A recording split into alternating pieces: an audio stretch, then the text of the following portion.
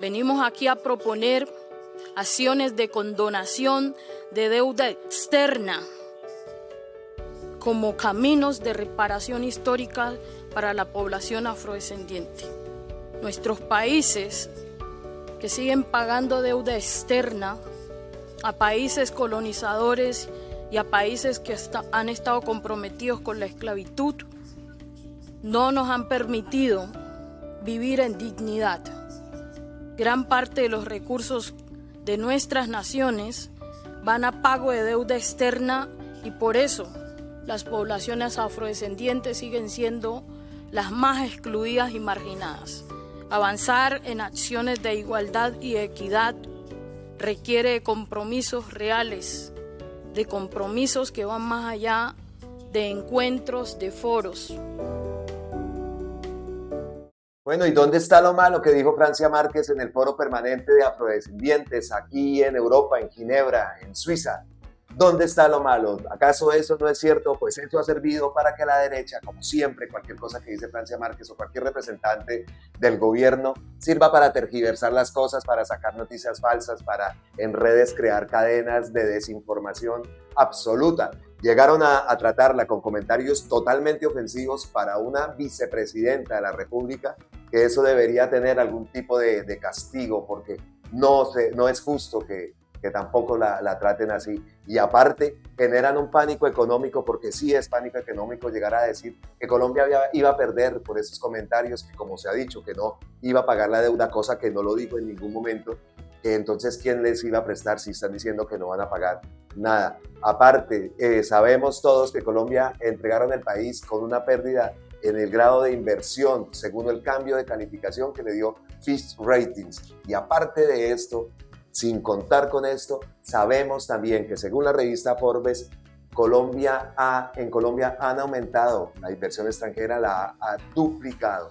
También sabemos que en marzo la deuda externa de Colombia alcanzó su máximo nivel del 2022. Actualmente la deuda pública de Colombia asciende a más de 175.106 millones, una cifra que incrementó el 2.1% frente a diciembre del año pasado. Pero también hay que decir que eso no lo dijo primero eso de la reparación histórica, ese tema, no lo tocó solamente en Ginebra, Suiza.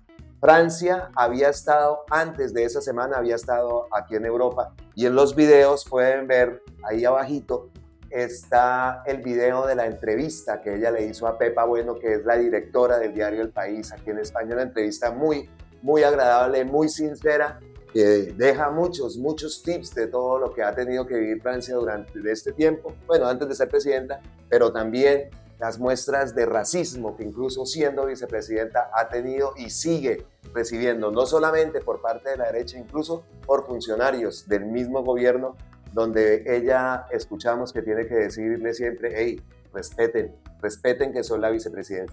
Entonces, vamos a ver primero la entrevista de Francia, un pedacito de la entrevista. Como le digo, la entrevista está allá abajo en los videos. No sé todavía cómo es que hacen para que quede acá arriba, pero esas son cositas que estoy aprendiendo para ahora que ya entré a la fase de socio de YouTube.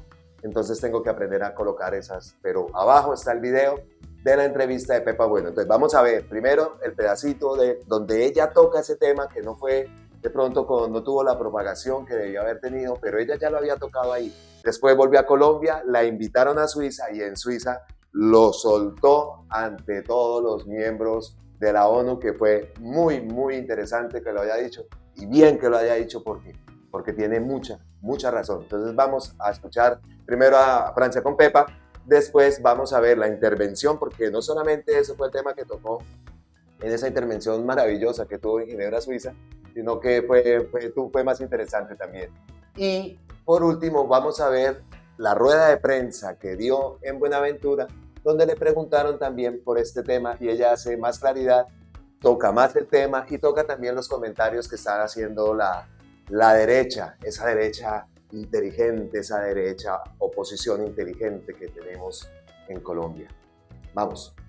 Un pensamiento colonial que se puso hace muchos años de deshumanizar, expropiar la condición humana de las personas afrodescendientes e indígenas para someterlas a un proceso de esclavitud, hoy todavía esa narrativa sigue estando sobre la mesa, porque yo soy un ser humano, no soy un animal. Sin embargo, pues cuando ejerzo este papel, irrumpo en la política hegemónica de nuestro país, pues vuelve a surgir esa narrativa. Para mí, yo creo que es importante que eso se ponga en evidencia, porque entonces tenemos un gran desafío de trabajo como sociedad en términos de educación y en términos de prácticas y acciones antirracistas que deconstruyan esas situaciones. Esto lo vivo yo como vicepresidenta, pero lo viven los niños y niñas indígenas y afrodescendientes todos los días en el país. Y entonces crecen con muchos estereotipos raciales, con una carga enorme que por supuesto se tiene que tener el color de piel que tenemos para poder entender lo que el racismo daña, lastima, hiere a las personas. Más allá de la visibilidad que le da su presencia en el gobierno a esa realidad y que lo cuente con esta franqueza y esta naturalidad, ¿tienen planes específicos para afrontar ese racismo? Claro que sí. Yo quisiera aprovechar aquí para invitar al gobierno de España, para invitar a Europa, para invitar a todos los países que tuvieron algo que ver con la esclavitud y la colonización, a que juntos ahora construyamos una agenda política de reparaciones históricas que implique deconstruir esas barreras del racismo que aunque hayan pasado años de libertad física, todavía esas poblaciones siguen siendo en todos los países los más marginados, los más excluidos, los que menos garantía de derechos tienen, los que tienen más impedimentos para acceder, por ejemplo, a la educación. Yo creo que trabajar en esto en términos de sanar el ser, pero en términos de abrir oportunidades es parte de una política ya avanzada que ahora tenemos que hacer, reconociendo también, y articulo esto a la situación del cambio climático. Yo soy muy consciente que el cambio climático ha llegado donde está, usando estas violencias raciales y de género como formas de imponer un modelo económico, subordinando a seres humanos, sometiendo a seres humanos. Y hoy no solo estas personas llevan el peso de la colonización o el patriarcado, esas violencias, sino que además muchas de esas personas también hoy siguen sufriendo, viven en medio del cambio climático por sus condiciones socioeconómicas de empobrecimiento, están sufriendo los efectos del cambio climático. Eso es el continente africano que está sufriendo, eso es América Latina, eso es el Caribe, ¿sí?, que está sufriendo los efectos. Y si miramos, son las mismas personas que vienen sufriendo en esa larga historia sistemática y estructural. Y ahí yo quisiera trabajar con España, que por supuesto aquí está la vicepresidenta, mi colega, ¿sí?, mi homóloga, y yo creo que juntos podemos hacer del mundo un mundo más justo, un mundo más equitativo. La escuchamos. Ven, este tema lo había tocado primero acá en España y después fue que lo dijo allá en Suiza. Un tema muy importante. A propósito, he buscado información aquí en España después de esas declaraciones y el tema no lo tocaron, calladitos están ahí, porque también España tiene mucho que ver con todo este tema. Y Francia ha demostrado, como lo dice, más adelante la vamos a ver, está preparada para enfrentar este debate con quien quiera. Es algo que no es improvisado, es algo que ella ya lo ha venido pensando y bien, de verdad que sí. Y vamos a ver más adelante que no se trata es que Colombia no va a pagar, no, eso no es. Hay otras formas también de reparación histórica. Vamos a escuchar la gran declaración también aplaudida, muy aplaudida, declaración que Francia hizo en Ginebra, Suiza. Reconocer la importancia de que por primera vez se esté impulsando este foro permanente de poblaciones afrodescendientes en Naciones Unidas.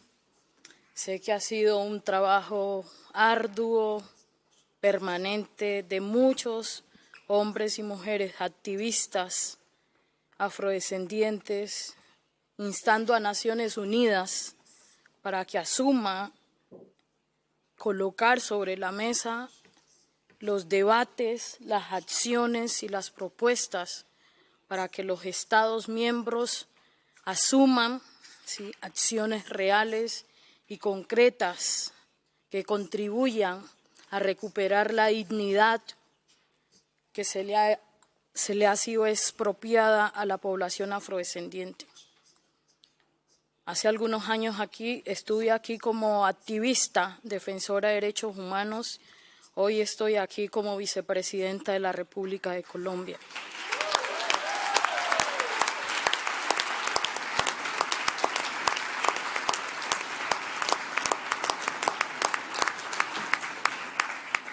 Nuestro gobierno está comprometido con avanzar en acciones de justicia racial e instamos a todos los Estados miembros de las Naciones Unidas a asumir el mismo compromiso. No es suficiente con foros, no es suficiente con recomendaciones, se necesitan cambios estructurales y ahora que eviten que las poblaciones afrodescendientes, los pueblos afrodescendientes y africanos sigan viviendo situaciones de colonización, situaciones similares a esclavitud, situaciones de violencias estructurales que no les permite vivir en dignidad. El primer punto de compromiso que quiero plantear aquí, que es necesario, es establecer acciones de reparación histórica. Por muchos años,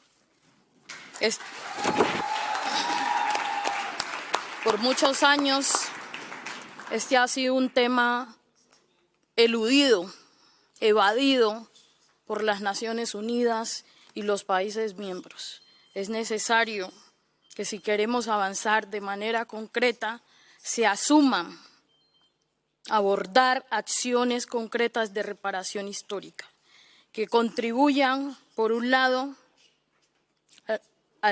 a transformar los sistemas coloniales en términos de acceso a la justicia, que contribuyan a transformar los sistemas coloniales en términos de desarrollo económico y social para las poblaciones afrodescendientes, que contribuyan a garantizar participación política real frente a la toma de decisiones que comprometen la vida nuestra y la vida de nuestros renacientes.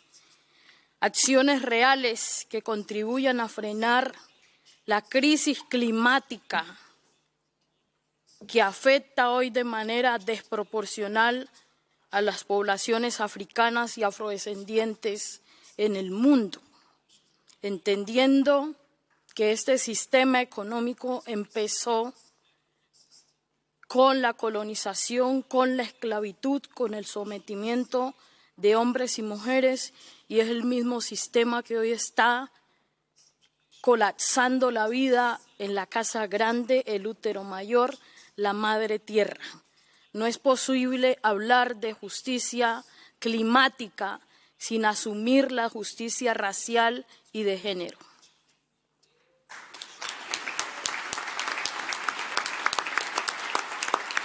Colombia es de los pocos países que ha avanzado en el reconocimiento del territorio de manera colectiva para la población afrodescendiente.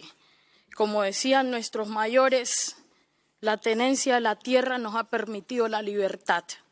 Ahora necesitamos que el resto de países asuma también el reconocimiento y la protección de los territorios. Miren los aretes, hermosos. Ancestrales y colectivos de la población afrodescendiente, como apuestas que contribuirán a la autonomía y a la autodeterminación de los pueblos afrodescendientes en el mundo.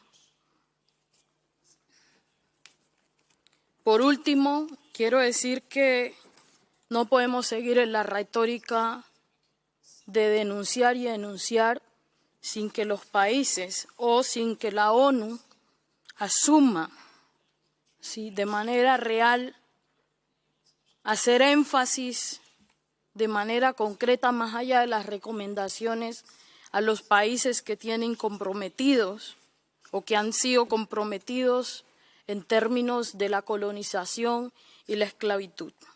Venimos aquí a proponer acciones de condonación de deuda externa como caminos de reparación histórica para la población afrodescendiente. Nuestros países que siguen pagando deuda externa a países colonizadores y a países que han estado comprometidos con la esclavitud, no nos han permitido vivir en dignidad. Gran parte de los recursos de nuestras naciones van a pago de deuda externa y por eso las poblaciones afrodescendientes siguen siendo las más excluidas y marginadas. Avanzar en acciones de igualdad y equidad requiere de compromisos reales, de compromisos que van más allá de encuentros, de foros. Tenemos que decir que aunque reconocemos y validamos que se haya establecido la década de los afrodescendientes, de manera concreta no vemos los cambios que impactan de manera positiva la vida de las poblaciones. Esperamos que este foro permita establecer agendas de transformación estructural que lleven a dignificar la vida de los pueblos afrodescendientes en el mundo, que lleven a reconectar a África con su diáspora y que nos lleven a reconciliarnos como humanidad. Muchas gracias.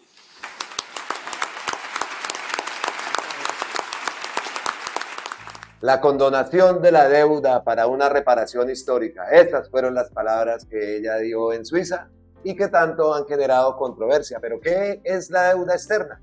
La deuda externa es la deuda que han contraído algunos países, que se llamemos los países deudores, con algunos países que son los países acreedores, por lo general los países más ricos, o con organismos financieros internacionales como el Fondo Monetario Internacional o el Banco Mundial, entre otros. La deuda externa se compone de deuda pública, que es la que ha contraído directamente el Estado, y la deuda privada, que es la que han contraído tanto particulares como empresas. Pero ¿de dónde viene este cuento de la deuda externa? La deuda externa tiene su origen en la época de la descolonización, cuando los países colonizados iban independizándose de sus metrópolis o países colonizadores. Estos países, habiendo adquirido su mayoría de edad, necesitaban poner en marcha sus propias economías y para ello necesitaban capital. Este capital lo solicitaron a los países ricos y en muchos casos a sus antiguos colonizadores, de modo que continuó la dependencia entre los países colonizados y sus metrópolis, esta vez vinculados a una deuda contraída. A mitad del siglo XX, la totalidad de los países latinoamericanos y la mayoría de los países africanos y asiáticos habían logrado su independencia y la mayoría tenían solicitado algún tipo de crédito con los países del norte. Países que tienen la menor deuda pública, esto también es con registro del 2022, Suiza, Suecia, Noruega, Dinamarca, la República Checa, Estonia y Taiwán. Esos son los países que que tienen la menor deuda externa. Pero vamos ahora sí a escuchar a Francia, lo que dijo en Buenaventura, que le preguntaron en esa rueda de prensa qué era lo que ella había querido decir en Ginebra, en Suiza. Vamos. Rodrigo, con esto terminamos. Buenas tardes, vicepresidenta. Usted ha sido, digamos, una abanderada del reconocimiento, sobre todo. Y hace poco en Ginebra, Suiza, usted hizo una propuesta ante la ONU de cambiar deuda externa por reconocimiento. Quisiera que nos ampliara un poquito cómo sería ese tema de hacer ese cambio. Bueno, primero es que celebramos, y se lo digo aquí al delegado de Naciones Unidas que está aquí presente, celebramos que después de 21 años que se firmó la Declaración de la lucha contra el racismo y la discriminación racial en el mundo, reconociendo que de manera desproporcional los pueblos afrodescendientes siguen viviendo situaciones conexas al colonialismo y a la esclavitud. Por primera vez, sí, después de tantos años de lucha de hombres y mujeres, líderes afrodescendientes y africanos, sí, se instala el Foro Permanente para Pueblos Afrodescendientes. Y es importante porque se acaba de declarar una década de los afrodescendientes, donde se buscaba justicia, sí, desarrollo y reconocimiento.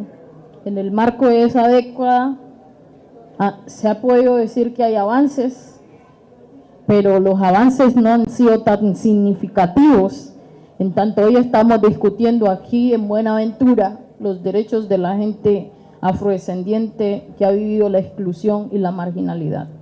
En ese sentido, fui invitada como vicepresidenta a hacer la instalación del foro permanente que será presidido por la señora Etsi Campbell, vicepresidenta, ex vicepresidenta de Costa Rica, ¿sí? La primer mujer afrodescendiente que llegó a ser vicepresidenta en esta región de las Américas, la segunda Kamala Harris, la tercera yo.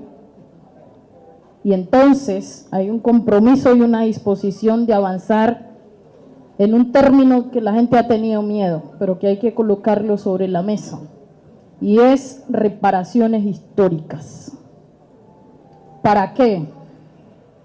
Cuando yo escucho en este país, en mi país, que a una profesora de un colegio la violentan, pero violentan a sus hijos, no solo físicamente, sino psicológicamente y sexualmente, nos dice que hay un desafío enorme todavía como sociedad por erradicar el racismo estructural que nos sigue expropiando la condición humana, que sigue colocando a la gente afrodescendiente e indígena en condiciones de inferioridad.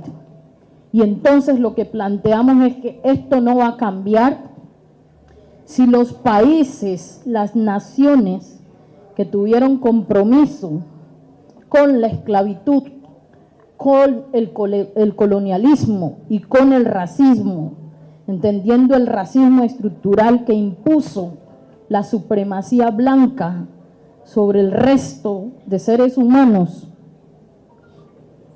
no vamos a transformar eso. Y eso implica entonces el compromiso de estas naciones de Europa, ¿sí?, de Estados Unidos y de los países que promovieron la esclavitud y han perpetuado el racismo y el colonialismo, a comprometerse con nosotros, los países que han sufrido estas consecuencias, que tienen poblaciones afrodescendientes, o el continente africano que también ha sufrido el colonialismo y la esclavitud, a comprometernos juntos a trabajar para cerrar esas brechas. Eso implica, ¿sí?, avances de reparación histórica. ¿En qué áreas? En educación. No es posible una educación que nos siga diciendo a nosotros o a los pueblos indígenas que Cristóbal Colón fue el salvador del mundo, cuando colonizó y ayudó a esclavizar seres humanos. No es posible una educación, ¿sí?, que cuando uno ponga a dos niños ahí, un negro y un indígena, o un negro, un indígena y un mestizo, y le pregunten a los niños cuáles son sus preferencias, sigan diciendo que su preferencia es el niño blanco. Deberían preferir a todos, porque lo que importa es la humanidad, ¿sí? No es posible una educación que siga creyendo, ¿sí?, que el lugar que tienen que ocupar las mujeres negras es el lugar de la servidumbre. Y no nos da vergüenza de trabajar en una casa de familia porque hemos sacado a nuestros hijos adelante de esa manera. Pero ese no es el único lugar que podemos ocupar. Mi presencia aquí es una demostración de eso. Entonces, ¿qué estamos diciendo? También con datos estadísticos podemos ver que los territorios habitados por la población afrodescendiente son los más marginados, son los más excluidos. Sí, Colombia es el país más desigual, pero esa desigualdad tiene color. ¿Quiénes son los que viven en los peores niveles de necesidades básicas? Los negros y los indígenas, la gente empobrecida. Y entonces, la excusa es, no podemos invertir porque estamos pagando la deuda externa. Parte de lo que estamos planteando es que así como en la COP26, hoy se colocó la necesidad de crear un fondo para reparación de pérdidas y daños por los efectos del cambio climático, donde los países desarrollados van a aportar para ese fondo, porque los países que nos llaman no desarrollados o subdesarrollados, pues estamos sufriendo las consecuencias del cambio climático. En Colombia la consecuencia del cambio climático, ¿a dónde afecta de mayor medida? En las regiones más empobrecidas, donde está la gente más vulnerable. ¿Por qué? Porque fueron los lugares que pudieron ocupar. Y entonces hablar de condonación de deuda implica liberar recursos.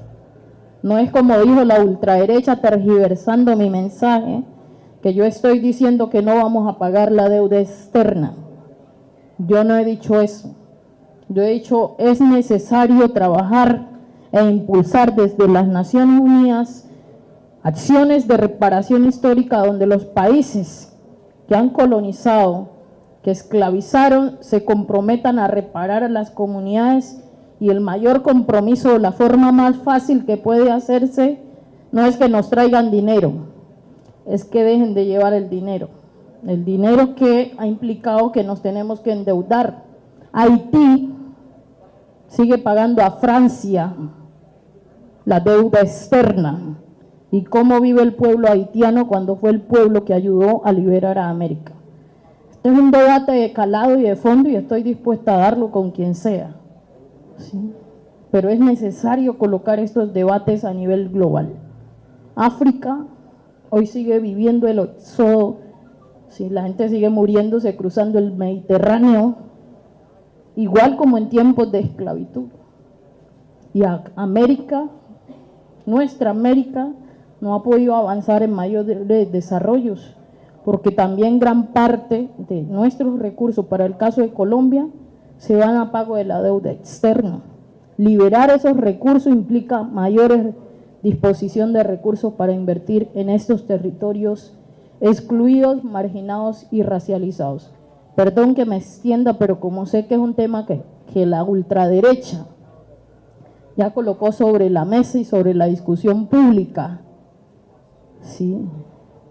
Para tergiversar, para mandar un mensaje equivocado de lo que he planteado, pues me alegra que haga la pregunta porque me permite, digamos, profundizar más en la argumentación de por qué es necesario avanzar ya en reparación histórica, y un camino a esa reparación histórica, que lo planteo claro, es poder trabajar de manera conjunta con estas naciones acciones de condonación de deuda, o por lo menos avanzar en condonación de intereses para nuestras naciones.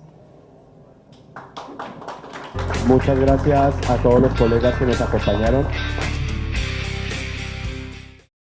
¿Cuántas verdades? Muchas verdades, dijo Francia, a lo largo de estos 3 escenarios que vimos. Vimos en España, en Suiza y en Colombia, en Buenaventura. Muchas verdades y muchas cosas que en Colombia tuvieron reacción como siempre. La derecha saltó sin tener argumentos, lo típico que ya estamos acostumbrados y que la verdad ya es un poco harto esto, y que sigue y no pasa nada, y siguen y no pasa nada. Destacamos también que aquí en España, aparte de la entrevista, buscamos y hemos estado siguiendo a ver si algún momento sale alguna manifestación de acuerdo, de en contra, o que no ha habido mayor repercusión.